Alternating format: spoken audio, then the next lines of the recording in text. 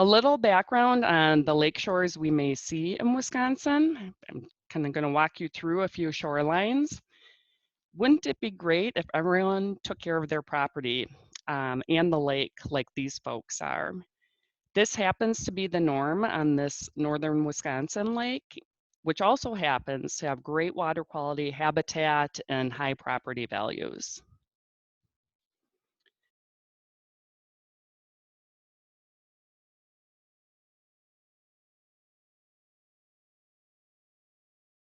These probably were smaller cabins at one point that were built or added onto, often vertically, and pretty intense shoreline use.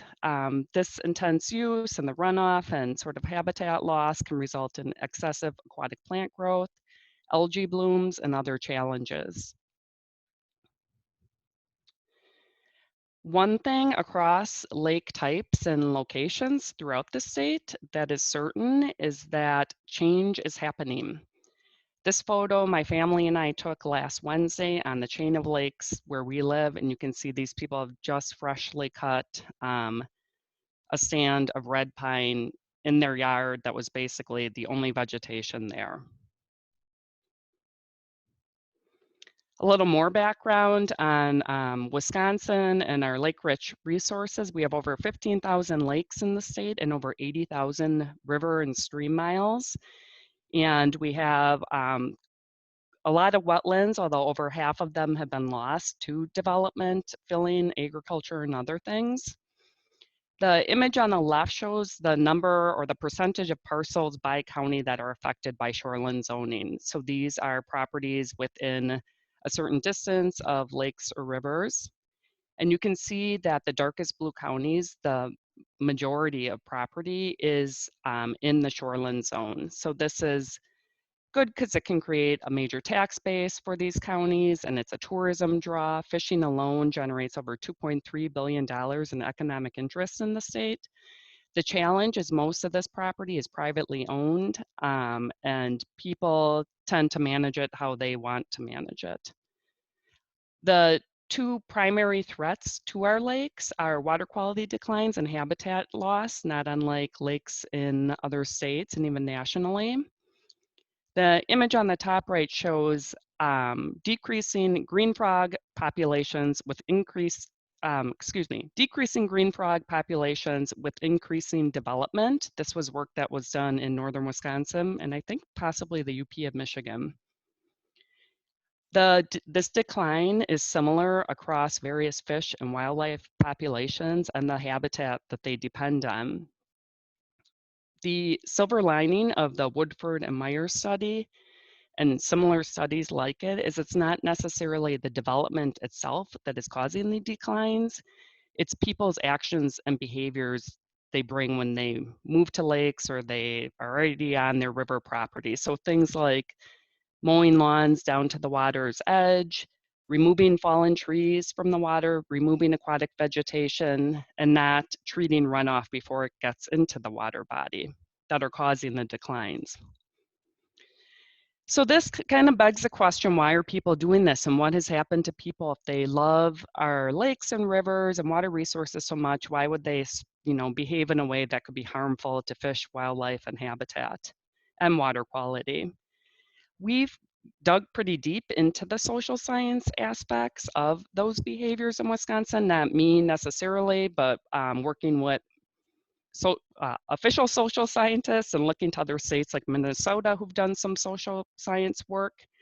And there's one kind of major issue in social science that's called reactance theory. And that is when you tell people that they're doing something wrong or they perceive that you're limiting their options, they may do the opposite of what you tell them, and they may even try to undermine your efforts. And some of our past experiences, whether through regulations or education, in the state of Wisconsin have definitely resulted in reactance theory.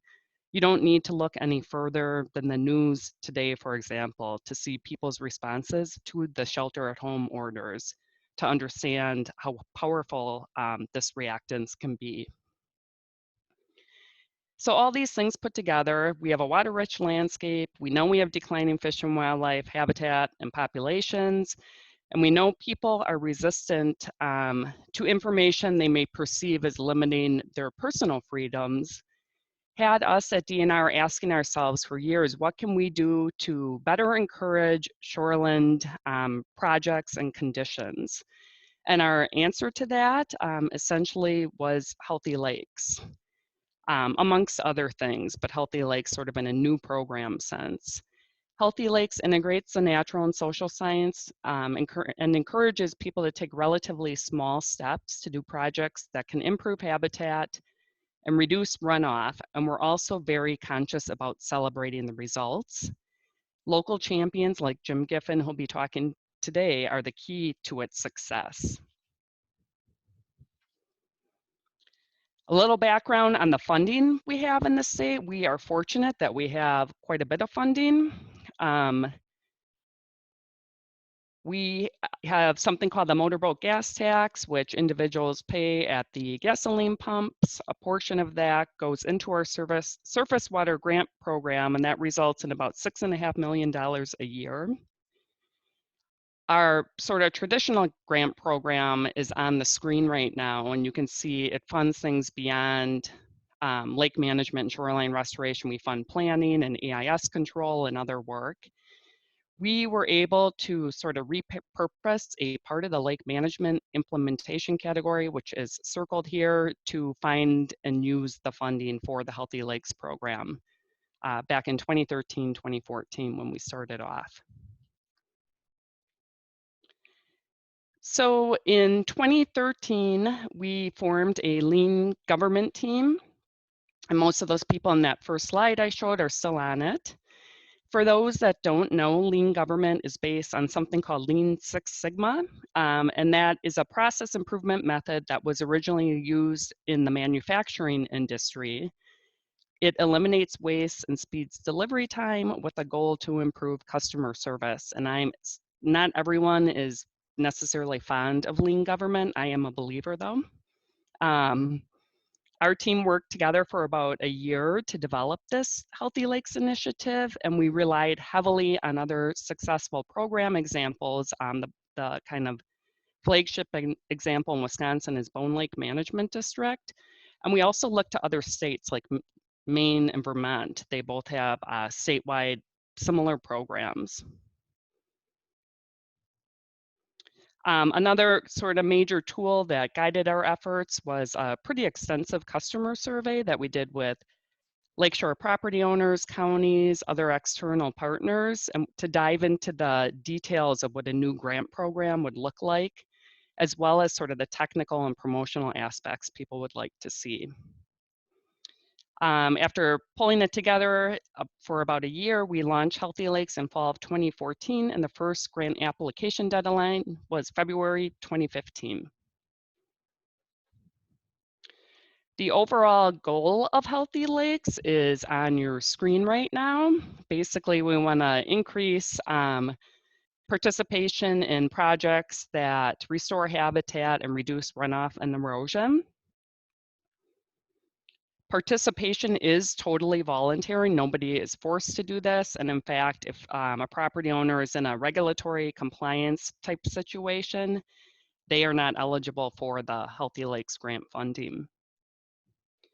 We've set the program up so that all zones on the property are included. When we started years ago, there was concern that we would end up funding mostly fish sticks, which are an in-water project.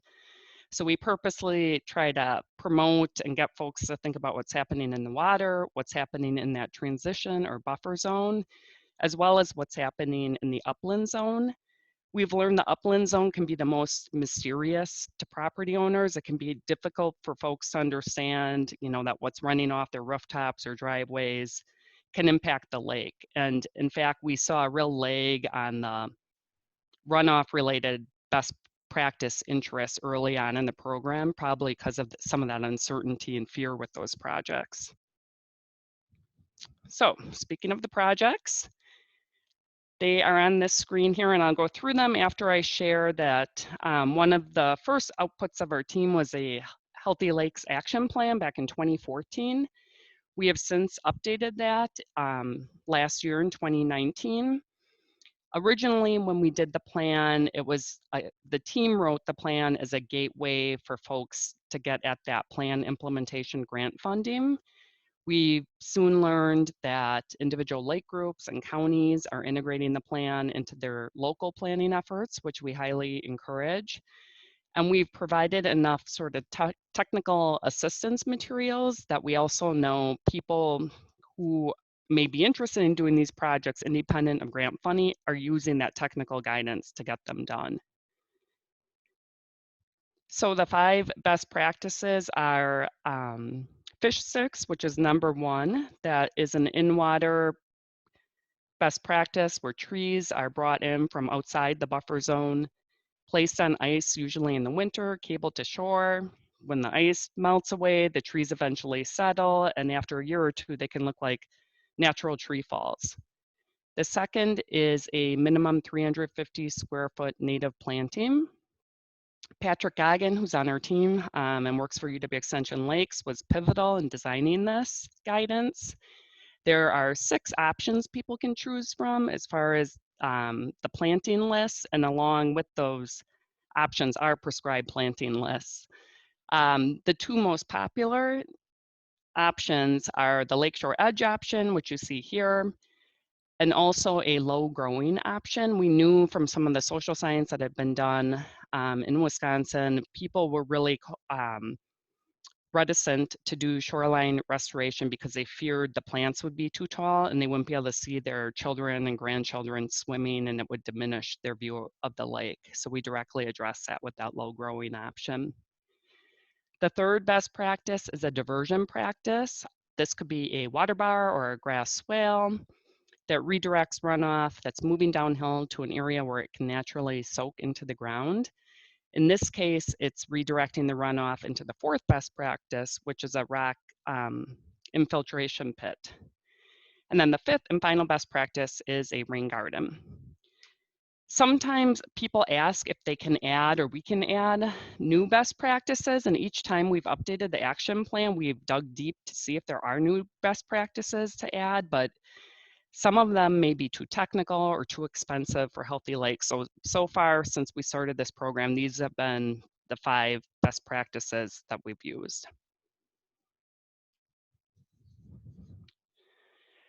These are our goals and objectives in our action plan, and I'm not going to read through them all.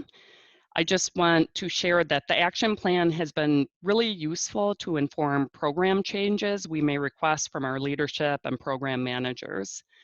For example, the historical annual funding allocation for Healthy Lakes was $200,000, but we were able to increase that allocation from 200 to 300 based on that first objective.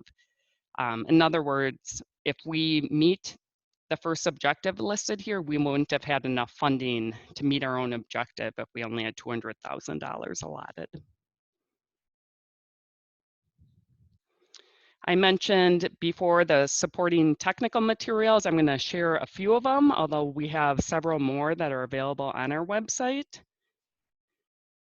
So the action plan that I've been talking about, you see that on the left. That's a 14-page, pretty nuts and bolts, simple document that's essentially a work plan for our team, and it has an implementation focus.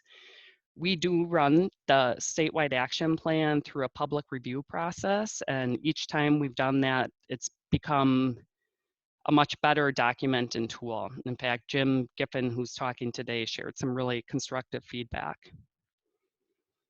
Each of the 5 best practices has a front and back side single page sheet that describes sort of the expectations for the project and any commitments, including project costs, materials, timeline, the overall implementation steps, and then the maintenance requirements.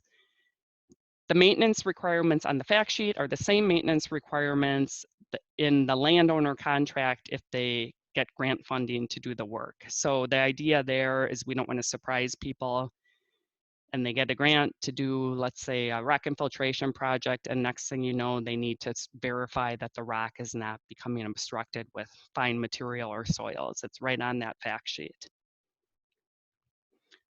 And then the Technical guidance is kind of the Bible of how to get these projects done. Each of the best practices has technical guidance, and it's much more detailed installation, implementation, and regulatory information on actually doing the projects. And for grant purposes, people are obligated to follow the technical guidance. Another important tool that we've developed more recently is a decision tool for managing runoff with healthy lakes practices. This is on the screen right now. Healthy lakes projects are intended to be low risk, low cost, and high trust. And they're intended to be relatively simple. They are not appropriate for complex sites with steep slopes, major erosion, a ton of impervious area. So this decision tool walks people through whether Healthy Lakes is even a good fit for their property. A little bit about the funding. I mentioned earlier we moved from $200,000 to $300,000 a year at a statewide scale. State statute allows us only to provide surface water grants to eligible sponsors.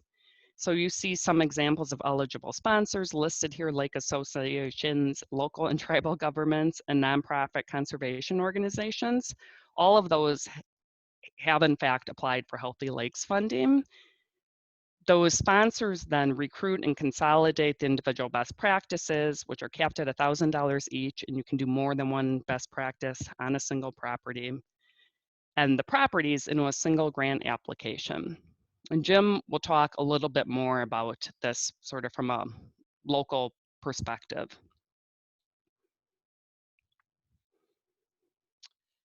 So a little bit about results. Hopefully you can read the results summary up top right here. We funded almost 1,000 best practices on 556 properties in 29 counties. The state's investment is just over $900,000. Overall, we're pleased with the results and consider Healthy Lakes to be a success, although it is not necessarily a smashing success. As you can see, a couple years we've been, actually most years we've been undersubscribed as far as the demand, and I would say lightly or moderately undersubscribed. Highlights include the broad geographic distribution across lake types. So I shared some images of lake shores early on. The more developed lake in southern Wisconsin, for example, they participate in Healthy Lakes. And we also have lakes up north that maybe don't need as much best practice care and feeding that participate as well. Another highlight is the community investment through grant match, which requires 25% match from communities or the sponsor to match the state's 75% cost share. It's running more like 50-50. So these individual landowners, the lake groups, counties, towns, villages are putting in a lot of their time, effort, and funding, and they're running close to that $900,000 level as far as their match.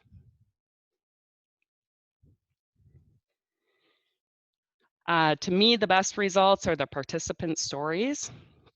Our team within that action plan I described, we have a work task that we will visit at least 10% of the project sites annually. And I want to point out the purpose of those site visits is to celebrate the folks who are participating and listen to their stories. They're not heavy-handed compliance inspections. We often bring along video and we photograph projects and we collect testimonials and we use that for promotional purposes. And I would just say it is almost like being a kid and being on recess when you're on these properties. These people are so excited about their observations and they're observing endangered species of butterflies, birds they've never seen. They're seeing their shoreline erosion stop. So it's pretty exciting for everybody. If we do observe an issue when we're on site, we don't say anything then. We are silent on it, but we'll follow up afterwards. And each time that's happened, corrections have been made. And I can say it's literally happened maybe 3 or 4 times. So to date, we visited about a third of the projects in the state. And only a handful have had issues like I just mentioned. Most of the issues were related to the program requirements not being clear enough. So it was more on our team to resolve them, although the individuals did add shrubs, for example, if that was missing from their native planting.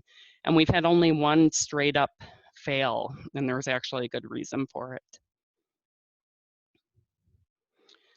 2020 changes. We've been hearing for years that people would like this funding to be eligible for river properties, and that they would like Healthy Lakes in general, sort of the logo and the promotional tools to be targeted towards river properties as well. So starting at our November 1st deadline of this year, river properties will be eligible. We're also opening up the runoff control best practices, so the rock infiltration, trench, rain garden, and diversion practices to shoreline zone properties. Those properties could be off the water, as you see in the image, for example, within 1,000 feet of a lake, or 300 feet or the floodplain of a river. The idea there is to take more of a watershed approach to runoff control. The other change is more of a social change that we're pretty excited about, and thanks to our environmental grant staff for making this happen. One of the major challenges in the past has been when sponsors and landowners start installing projects, their neighbors come on board and they're interested and they want to do similar projects. But the way the grant cycle works out, they have to wait usually at least a year before they can get the funding approval to do the projects. So starting this year, sponsors will be able to add those newly interested properties to an open grant. So we're hoping to sort of seize the interest as it arises. Okay, I know, or I've talked to folks who've indicated that their states or maybe some regional programs might be interested in doing a program like this. And I know many states also already have programs like this. So I just wanted to share what I'm calling myth busting here. And these are things we maybe thought we knew going into it, and we have since learned quite a bit more about. But the first is these are random acts of conservation. That was said to me by a colleague years ago in an almost disparaging way. And we've learned that these projects are fostering new norms. The best example is fish sticks. It may seem like kind of a small scale project to do and maybe not meaningful on a lake scale, but it's turning out where fish sticks projects are going in through Healthy Lakes funding. People are leaving fallen trees in the water. So that to me is just remarkable that all it took is to put some trees in the water for people to realize you don't have to pull them out. The second myth is that, and I'm guilty of this going into this program myself, is that people tend to think we need to prioritize the most problematic properties on a lake. So the massive amounts of erosion, maybe a lot of failing structures, kind of the ugly places. We would suggest avoiding those properties entirely. That is where you risk that reactance theory and people potentially trying to undermine your efforts. And there's some real specific social science out there about where to start if you're going to target landowners or start working with them for a program like this. And the suggestions are to start on mostly natural shorelines or moderately developed properties adjacent to natural shorelines. The third myth is that more red tape protects the government investment. It's just kind of the way we do government business sometimes. We think if we add more steps on the front end, we are going to have better outcomes on the back end. And often that added bureaucracy or red tape can just prevent people from being interested in the projects in the first place. The bust for this myth is that lean government works if you use it right and apply it. In our case, we were able to reduce the staff time of an individual biologist from 40 hours per project to about 1 hour. And we reduced the steps, the administrative steps for application purposes by over 50%. I would just add here that Healthy Lakes was happening in the era of relatively dark sort of environmental protection times in the state of Wisconsin. We were seeing things like shoreline zoning get pulled back. Counties lost local control to have more protective shoreline zoning ordinances. So it's pretty amazing to think that you could create a new project or program in those times. And we did have full leadership support. In fact, our team won a Service Excellence Award for Healthy Lakes. The other thing regarding the red tape is that if you're fearful about people taking advantage of the system, I would suggest wait until it happens and then add requirements as truly necessary. In our experience, less than 1% of the properties have had issues. So we're pretty confident that we don't necessarily need to add a lot more red tape. The last myth I'll share, and this is kind of my career mantra, but people tend to think, or sometimes we in government think, that we know best. And if we just create a program and we put some funding along with it, then people will seize the program opportunity. And we all know that often does not happen. So I paraphrased my conservation hero, Teddy Roosevelt, on the bottom right there, who said something essentially to the fact that citizens lead and government follows. We have very deliberately included volunteers and external partners from the start of Healthy Lakes, and they have just been so tremendously helpful to our efforts. And many of these people are retired and have really unique skill sets, from graphic design to marketing to engineering, and they can really help build the success of a program like this. So this is my last slide. My kind of number one word or words of encouragement for people both on lake groups and in government agencies would be to find your champions. As I mentioned, there's highly skilled volunteers out there, and they're often more able than us to sort of lead these projects, recruit property owners, promote them. And in the case of Jim, he's even doing all the technical assistance work too. We don't expect every volunteer to take on as much as someone like Jim is. Jim's in the red shirt here on this slide. But when they do choose to do that, they've been very, very successful. So I want to thank everybody for listening, and I look forward to questions. I hope you have some. And special thanks to Jim Giffin again for helping out. He's always just so willing to help us. So I'll turn it over to you, Jim.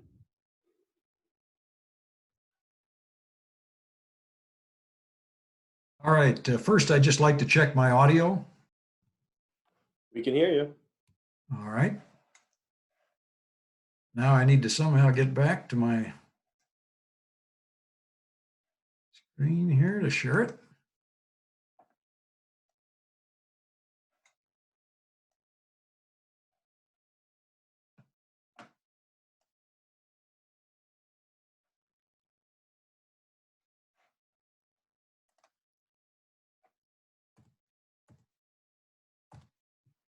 Just to check, make sure I'm on the slide and everybody can see it. Looks good. All right, thank you. Good afternoon, and again, thanks to all of you, and thanks really to all of our participants today. Really appreciate you coming on.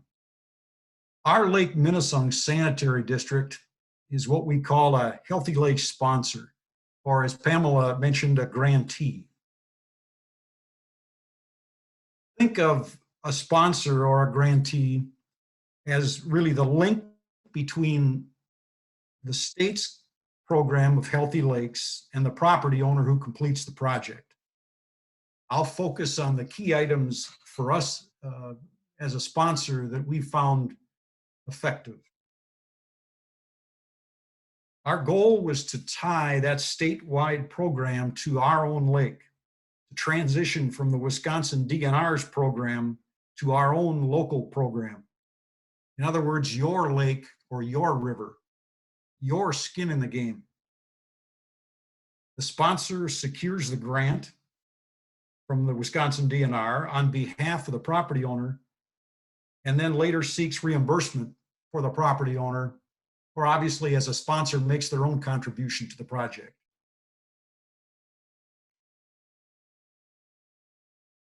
I mention our modest size only because success with Healthy Lakes isn't about the size of your lake organization or about how much money you have. It's about understanding Healthy Lakes principles and communicating them in an easy and understandable way. It's really about being there with your property owners. Healthy Lakes is a very flexible program. There are many ways a sponsor can structure their own local program: more or less monetary contribution, more or less technical guidance, more or less marketing effort, a single project or multiple projects. You might find marketing a strange term to use with Healthy Lakes and our lake environment, but that's really what we're doing. We made all of these things part of our regular business. As an example, I'm currently working with another lake group, the Friends of the Eau Claire Lakes, regarding some questions they have about possible sponsorship. There are likely many more entities in your local area that can be leveraged. For example, in Michigan, the Lake and Stream Association, the Waterfront Alliance, and of course, for many of us, the Midwest Glacial Lakes Partnership. These, again, are some of the very simple steps that a sponsor can take, and we took these steps.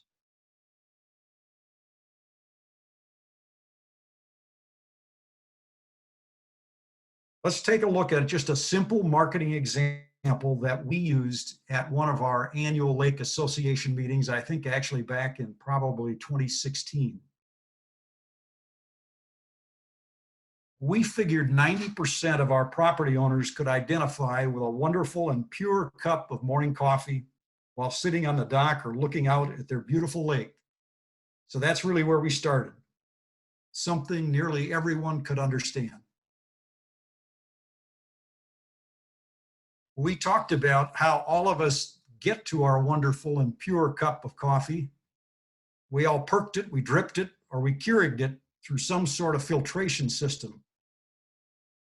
Remember now, in this example, it was 9 a.m. on a Saturday morning, and attendees were drinking pre-meeting coffee, expertly brewed by our board member, Carol, while they listened to this presentation.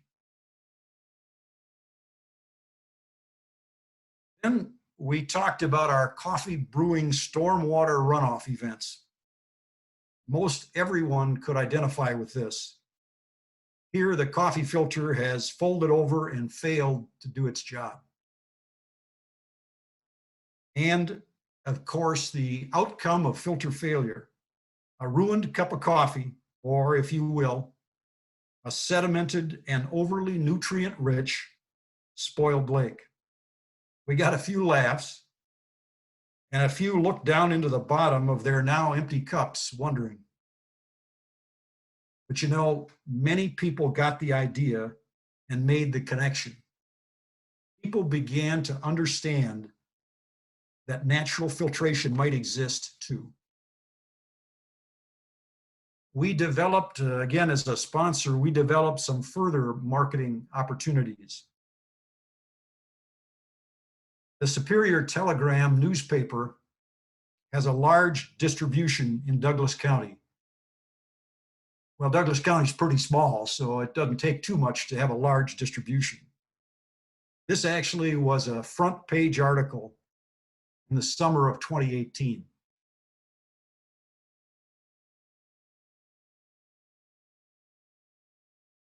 Our local PBS TV station featured a segment on our Healthy Lakes projects.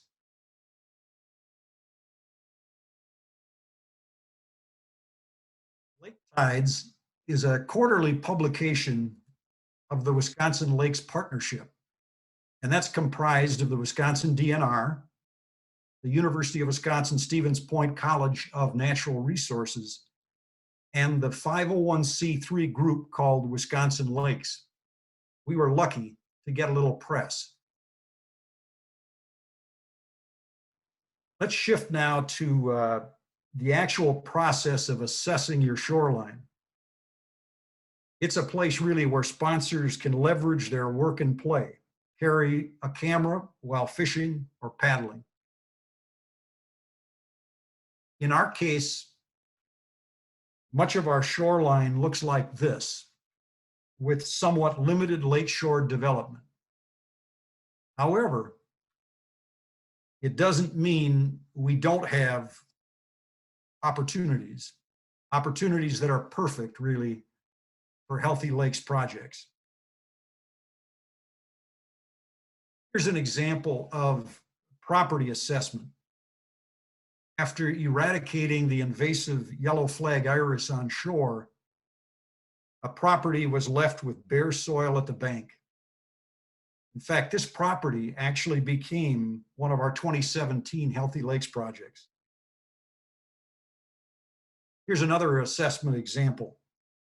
The lake is directly behind the photographer. There's lots of turf grass and there's a slope to the lake. And in this area in the center of the photo is a perpetually soggy area of turf. Assessment again. Here we've got tree cover, but really little else on the slope to the lake. It's a native planting opportunity. Because of the slope, we probably want to use erosion control blanket to help hold our planting.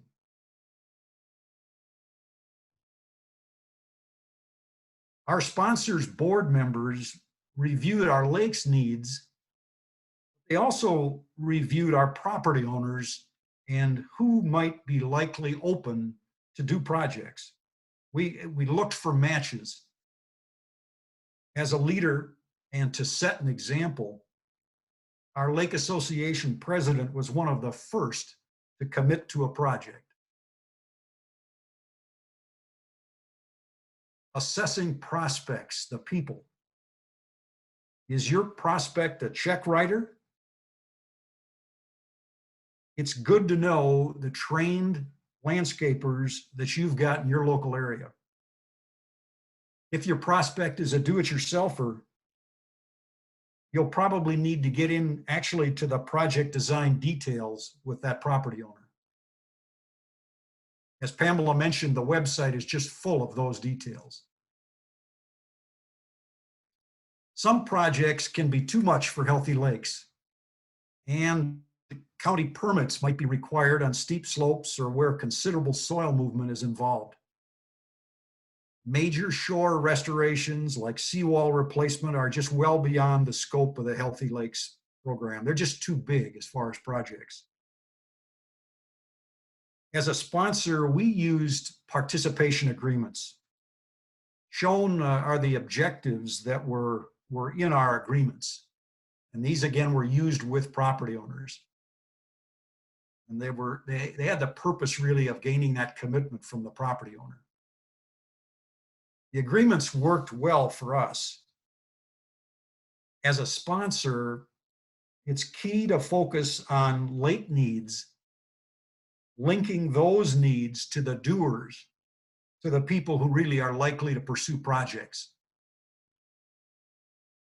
As mentioned again, Healthy Lakes website offers just great links to how-to resources for rain gardens, for diversions, and for the specific plants that a property owner might use. All of this is available to interested parties, frankly, with or without grant assistance. When a property owner is open to a site visit, it's a listening and a learning session. As mentioned before, seawalls, ice ridges, extremely steep slopes, and large areas are probably not Healthy Lakes candidates. As a sponsor, when you're involved in a site visit, take these tools with you. Really, a property map is key. This is a site plan we did for a property owner. It doesn't need to be professionally done. You want to include key items like structures, well and septic locations, slopes, natural areas, and the shoreline of the lake or river.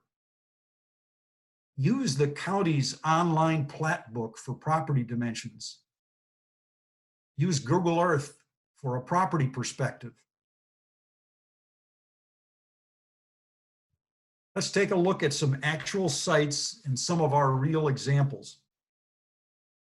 Our first site, our first attempt to seek commitment to a Healthy Lakes project. A beautiful lakefront home with a significant slope to the lake. These steps lead to the dock, which is just behind the photographer. Here you can see turf grass right down to the lake. In this photo, the lake is just behind and downslope of the people in the photo. There's a lot of stormwater runoff down this slope, which of course carries sediment to the lake. Notice the natural area to the left in this photograph. These were our recommendations after visiting with the property owners and making the site visit. We knew that implementation would be a gift to our lake if we could get it done.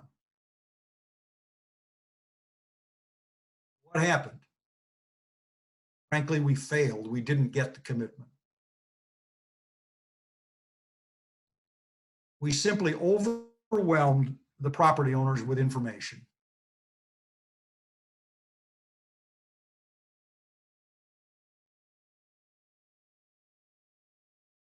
Let's talk for a minute about cues to care, and thanks to Patrick Goggin of University of Wisconsin Extension for sharing the Wild Ones article. It's key to explaining our initial failure. Our first property owners were very proud, and rightfully so, of their beautiful and manicured lake property. They saw orderly landscapes as a sign of hard work and neighborliness. Oftentimes, areas of high ecological integrity are seen as messy, and that's really what the problem was in our first attempt to gain commitment. But the rest of the story. 2 years later, the property owner called me. On his own, he built and installed a stormwater diversion using Healthy Lakes ideas along those upper steps, sending runoff into the existing natural area. Not a counter as far as a Healthy Lakes program, but for our lake, the same effect. Yes, we've had successes on our lake too. We've been at it since 2016. Healthy Lakes is also a part of our comprehensive Wisconsin DNR lake management plan. This is the island in Lake Minnesota. Property on this island sees significant wave energy on a regular basis. This best practice was fish sticks. This was a do-it-yourself project except for the tree drop. Normally, fish sticks involve whole trees, but this tree had numerous 50-foot-long vigorous limbs. And these limbs, leaves, and branches, as intact as possible, were dragged into the lake and cabled to the shore to become fish sticks. Great habitat with the ability to substantially dissipate wave energy. On this project, volunteer hours covered the 25% local contribution completely. This site is a commercial property with significant lakeshore acreage. It's a long-time owner, good lake stewards with lots of history on the lake. It's an influential property in that it gets a lot of exposure. It took us as a sponsor 2 years to find the right friend in this organization. A longtime employee, well respected by his leadership. This is a 400 square foot native planting about a month after planting the plugs. Another example, property owners Tyra, Ernest, and Delta. A lot of grass and a lot of runoff. The lake is behind the photographer in this picture. Look at the washout at the bottom of the photo down in this area down here. There's a large roof area on the upslope structure, and the washed out pine cones are really telltale of erosion. Impervious concrete in front of the structure on a slope leading to the lake. Looking at the right side of the photo up here in, let me find it here, in this area right here, the gravel drive was trenched at a 30-degree angle. Geotextile fabric, think of it as fancy landscape fabric, was placed in the trench, 3/4 inch rock in the trench bottom, and then a treated for ground contact timber was added, and the trench was backfilled with 3/4 rock. A 400 square foot rain garden and spillway were built, and here Tyra and Isla admire their work. This is that rain garden 1 year after planting. Another working project on the lake. The lake is directly behind the photographer, about 200 feet of paved drive and parking area with a huge impervious surface, all on a slope to the lake, and then turf grass right down to the lake. The property owners created a native planting in the buffer zone and built a rain garden at the base of the paved surfaces. I think you can see what's happening here. Runoff is just sheeting down the drive, and that was within weeks of the completed rain garden. The result was a full rain garden. After hours of work by owners Debbie and Keith, Debbie shot this photo and called me, standing in the rain, to tell me that it worked. Remember this shore that we saw earlier? We used erosion control blanket on the bank to 11 months after this photo, the lake water level reached the spot of the first worker. We had 12 inches of rain in less than 30 hours. 1 year after installation, this picture was taken after that rain event, a lesson in what erosion control blanket can do. As a sponsor, when you prepare the grant application, it's important to cover each of these items really in a concise way in order to ensure your success. In our application, we pointed out that the project stands to benefit public property, of which we have quite a bit on our lake. In the application, we explained how education was a big part of our local activity. We engaged our property owner participants as spokespeople.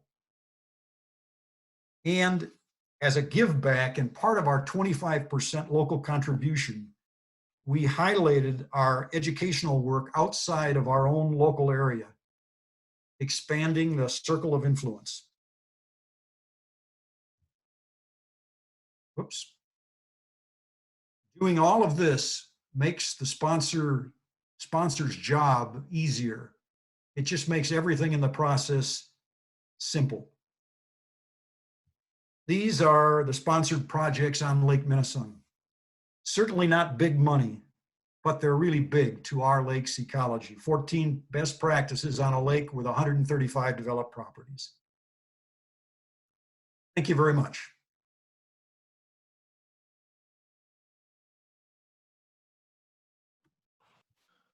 Excellent. Thank you, Jim and Pamela.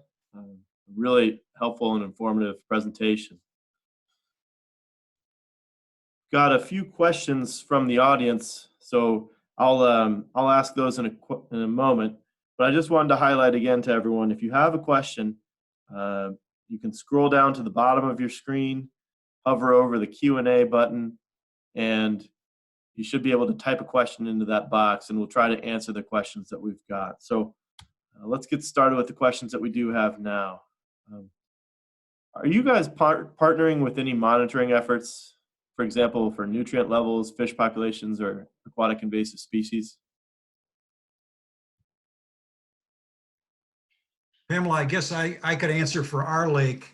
It might be not to the detail specifically, but we do monitor our lake every year, probably a half a dozen times for phosphorus and chlorophyll levels, and of course Secchi disc readings. So from that standpoint, we do monitor it, and we keep a track record of it. Yeah, from a statewide perspective, many of the lakes that participate have lake management plans. So they're doing monitoring affiliated kind of with the broader lake management plan. Right now in healthy lakes and rivers, there isn't a specific monitoring component. We would like to get to a place where we could engage volunteer monitoring so people can, document and share their observations with us, because like I mentioned earlier, they have seen changes in wildlife populations in those projects. And then the other thing we would like to eventually do that we've been working on a little bit is to model the nutrient reductions for the various best practices. We're trying to come up with some sort of average models across the board rather than model each and every best practice. Great, thanks. And I'll tag on a follow-up question to that. Is there any effort or interest in monitoring from the perspective of social science? That is, are attitudes changing on lakes where healthy lakes has been implemented, or anything like that? I know you mentioned a couple anecdotes along the way.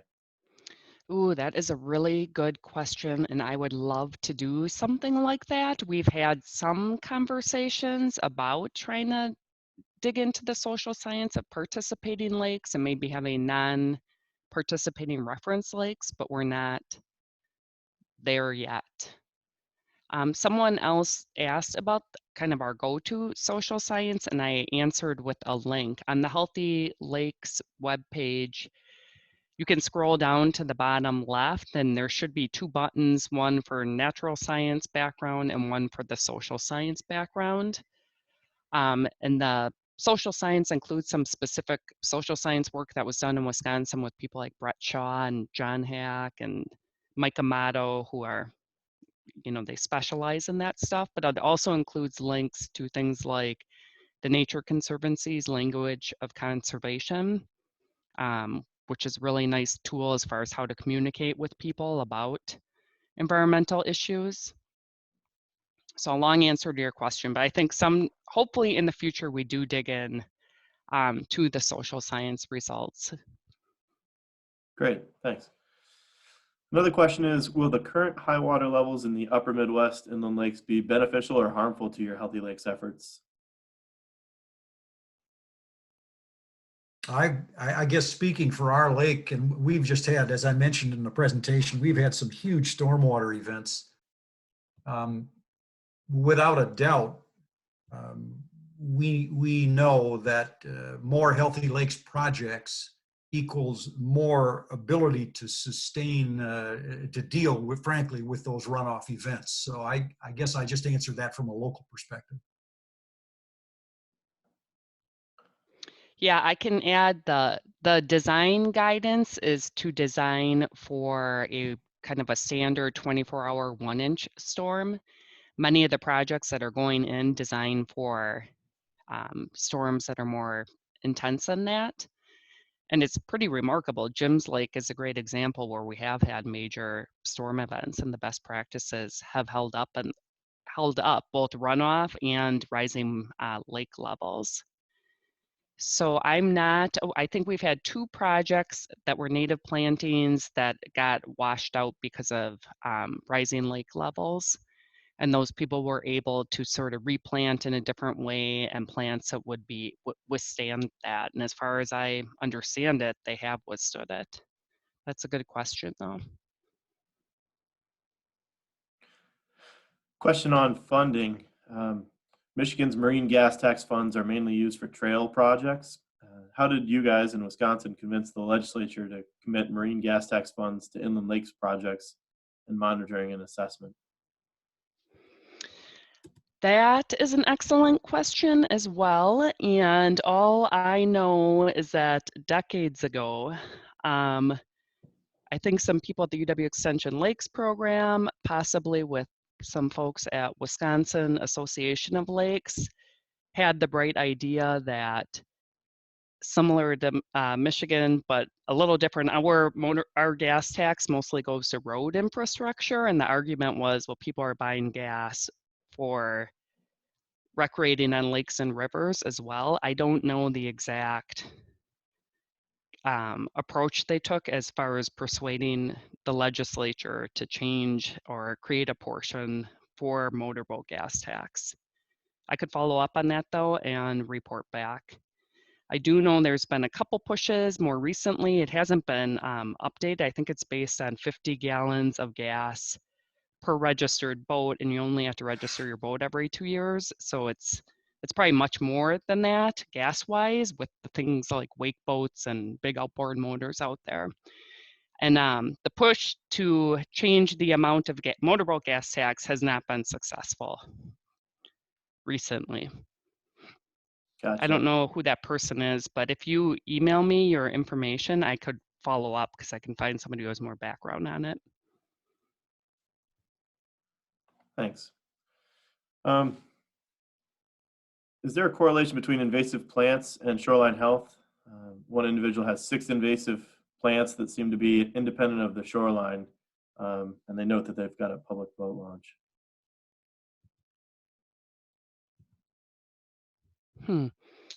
Invasive one aquatic more time. plants or invasive terrestrial plants? Oh, I think I added aquatic myself there. I think they meant terrestrial.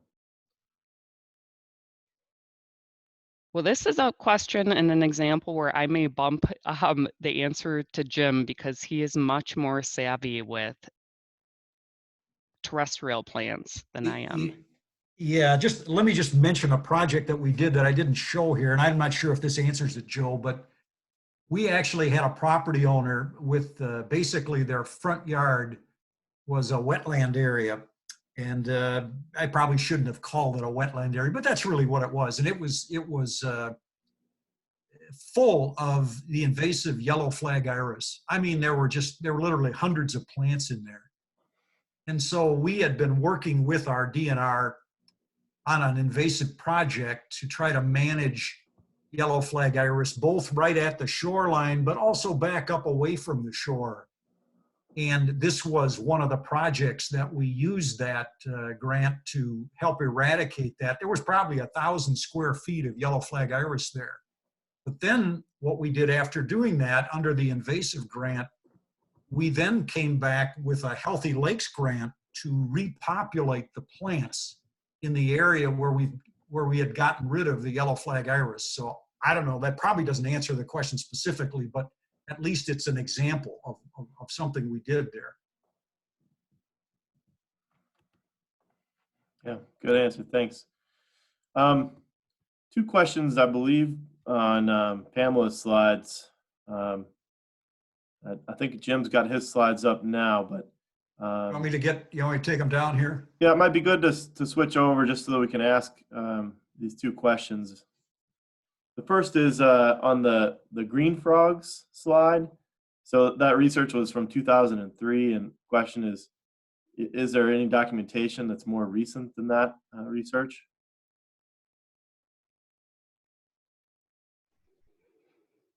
Yes, there is. There's more studies with similar results. I don't know about the green frog study specifically, if that's been updated since then. So on the Healthy Lakes website, if you scroll down and hit that natural science button, should take you to a lot of the research as far as shoreline development and impacts to water quality and fish and wildlife habitat and fish and wildlife populations. I can look into that as well if you don't mind sending me an email and report back. I know some of my colleagues have been sort of archiving all the research that's out there, and I might be able to share something like that with you too. That'd be perfect. Thank you. And And the same person asked another question if they can get a copy of this presentation to use for their lake newsletter. So I imagine they can follow up with you via email for that as well. Oh, yes, absolutely. In fact, on the Healthy Lakes website, there is a resources button, and there are Healthy Lakes PowerPoints in there that are intended for people to use and edit as interested. So we could just add this to that. Perfect. And I'll again remind folks that the presentation today has been recorded, and we'll be posting it to the Midwest Glacial Lakes Partnerships webinar page, and everyone that attended and registered to attend will receive a link to that as well. And then again, on Pamela's slides, wondering about the participation agreement language slide. So I think this person was just wanted to refresh themselves on the what the agreements looked like and how to get projects on the ground. Okay, I think that was actually Jim's, but Oh, okay. I wonder if I can bring up. So it might be on our website. So can you hear me right now? Yes. Okay, good.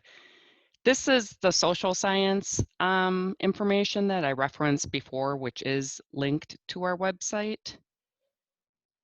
And let me see if I can go back to the website and find the participation agreement.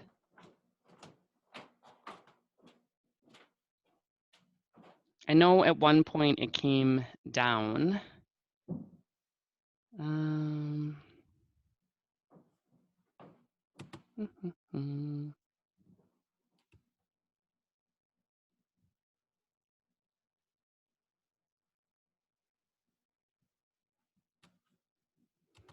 Yeah, I don't have, so in Jim's case, they combine the sort of commitment pledge that we're going to do the project with the actual contract. We have a example contract on the Healthy Lakes website. Otherwise, I could turn this back over to you, Jim, if you want to pull up that participation agreement that you mentioned.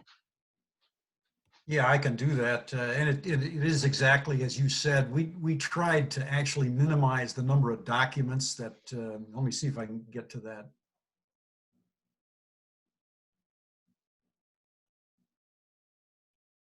There we go. Now, if I can figure out how to.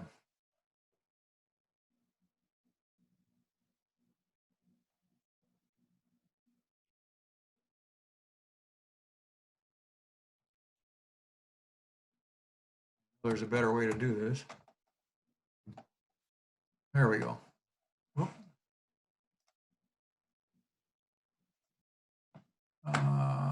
Let's see.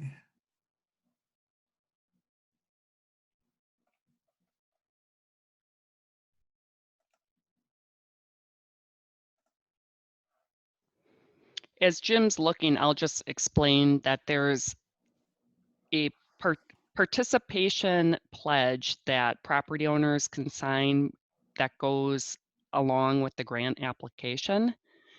And the idea is they're committing to follow through in the project. And we know from the social science that if people make a commitment, they're more likely to follow through. And then on the back end, one of the deliverables would be the landowner contract. That's after the project's done usually, and they've signed this contract saying they're going to commit to the maintenance requirements.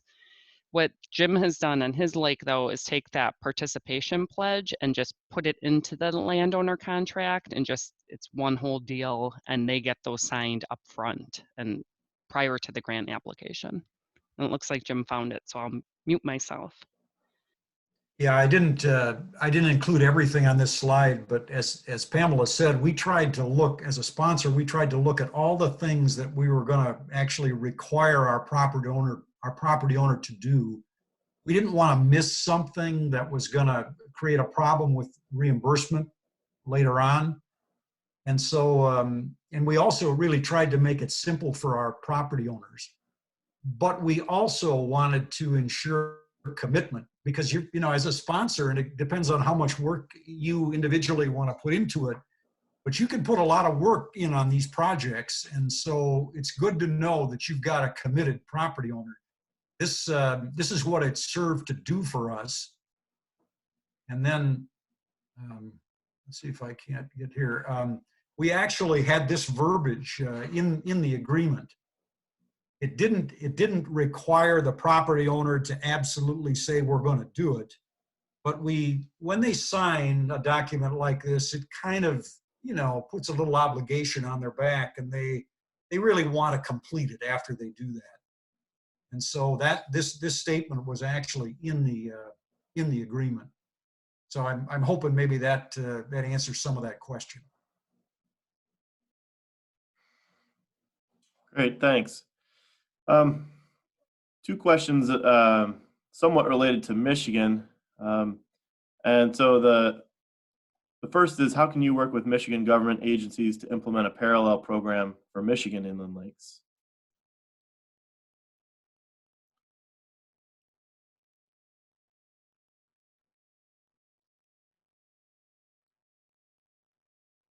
Hey, Pamela, I don't know if you want to take that one.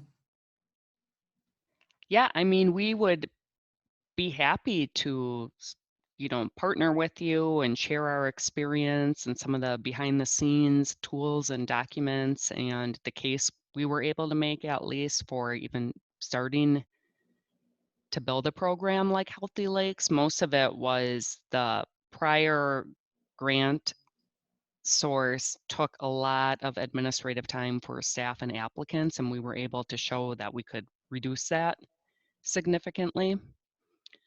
And we were always happy. I know other groups have shared our website, for example. Anything you see on there, or if you wanted to link to it, you could do that. Going into this, we worked with Vermont, and Maine, and we're in communication with them, and we lifted a lot of their program materials too. So as far as I'm concerned, the more we can share and partner and kind of make these programs the norm out there, the better. Excellent, thank you. And I'll just say, from the Michigan perspective, people may not know that one of my roles in Michigan is inland lakes analyst, and so I work on a lot of statewide issues. And I know that we've been having conversations about trying to emulate what you guys have done so successfully in Wisconsin, and so we'd certainly welcome your input and advice as we propose and try to move forward with a similar program. Question about sources for plants.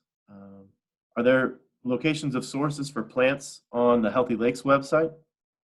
This person says they live in northern Michigan, and I'm not sure. That could mean either the UP or the northern Lower Peninsula.